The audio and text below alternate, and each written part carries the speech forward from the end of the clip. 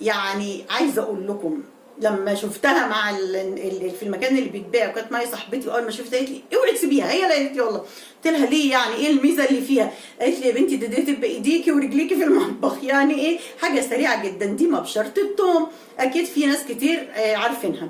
طبعا الثوم بنستخدمه في حاجات كتيره. الله اكبر.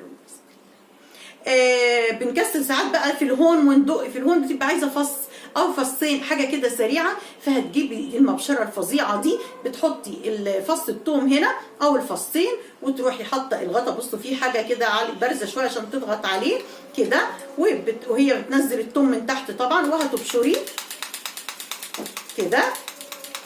هتلاقي الثوم نازل كده من هنا، ومية مية هيبقى في ثواني، وغسيلها سهل جدا ومريحه جدا في الاستخدام. خدي بالك من القطعه دي، اوعى تضيع منك او تروح هنا او هنا، تبقي عامله لها مكان في المطبخ مجرد ما بتغسليها وتنشف.